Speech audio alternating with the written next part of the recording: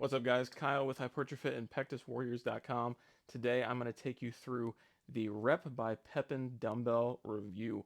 I've had these for just about a month, and I'm going to show you exactly what I think about them and what you might want to watch out for if you're interested in picking these up.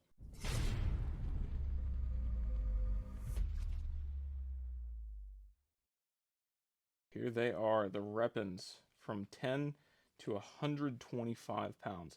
I'm sure you already know most of the good about these. Small footprint, very quick to adjust, tons of weight capacity, some of the best adjustable dumbbells on the market right now.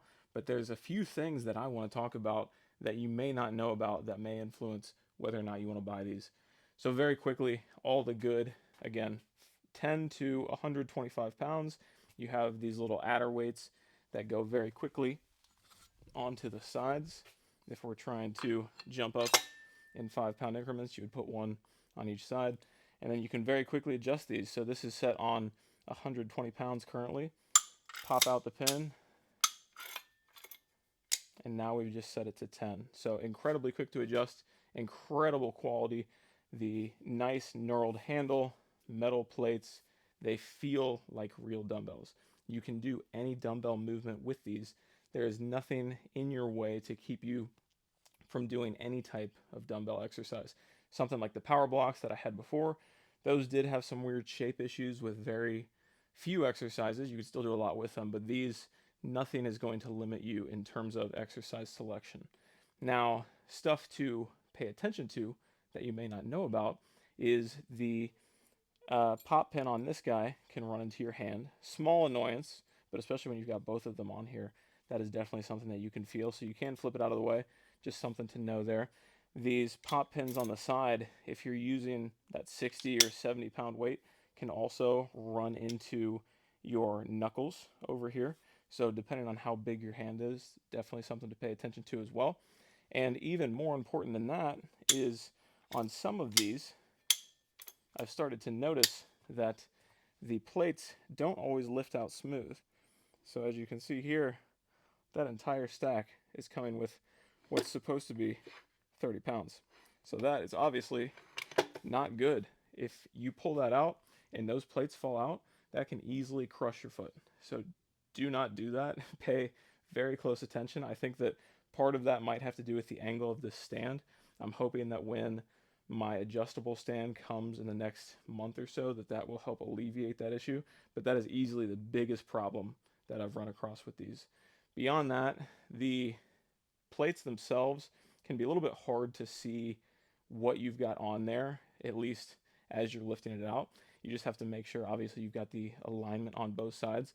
And that is the other concern, is that when you're at least initially using this, at least when I was, you can very easily forget to adjust both sides. So if we're on 30 right now and I want to bump this up to 60 and I forget to do that on this side, there is nothing stopping me from being able to just pick this up with a totally uneven couple of sides.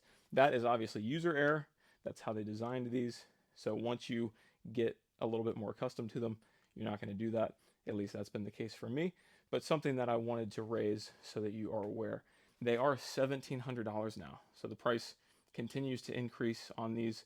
I think I got them when they were 1,400 or 1,500, yeah, 14.99. So if you're going to pick these up, the sooner the better, I would say, because there's really no telling if they're ever going to get any cheaper. They're probably not. The adjustable stand does not come with it.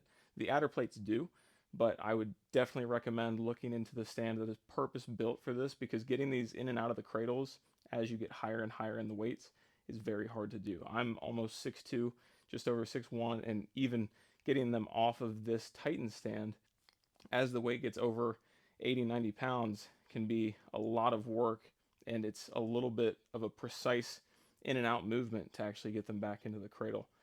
The two other things that I want to point out, other than the price and the highs and lows of what's good and bad about these, is that they're obviously a very small footprint. They're going to take up next to no space in your gym. If you were to try to fill out a full dumbbell rack of this amount of weight from 10 to 125 pounds, you'd be looking at least this full wall. And that's a lot of space to take up. much less the fact that that would probably cost you bare minimum $7,000. The other thing that I want to show is what types of straps you can actually use with these. So as you're getting higher and higher in weight, it can obviously make sense to want to use some grip assistance. So if we're using just a regular standard old strap, those work really well. With one hand, I can get all the way in here and fully wrap around that bar. And you might have actually just heard, I actually popped out this pin.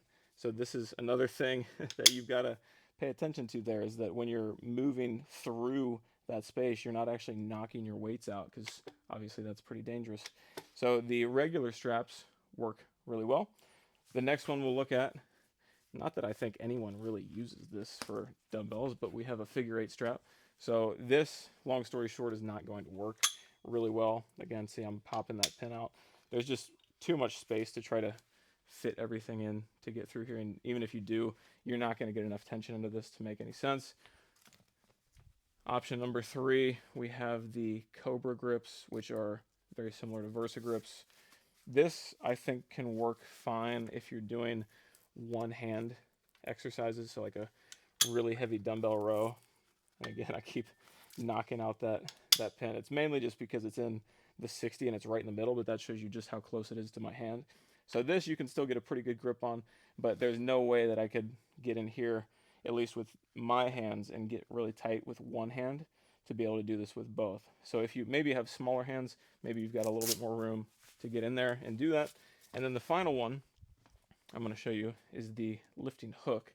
So for this one, I actually need to kind of come across and then reach over, but it does work just fine. So you can actually fully get in here no problem and do the same thing with both of them. So you got a couple options. I would stick to the main regular lifting strap and the hooks if you're into using those. So that is the Reppin review. I'll definitely be checking out the stand when that comes in, see if that changes anything for me. I do still want to try to figure out this plate sticking issue, but other than that, I'm very happy with this purchase. I hope you guys enjoyed this. If you found this to be useful, then give me a like below, subscribe to the channel, and also check out Macro Chief, the nutrition coaching app that I personally programmed and continue to update every single month to make sure that you're able to build muscle, lose body fat, or maintain and perform. So hope you guys enjoyed. Catch you again in the next one.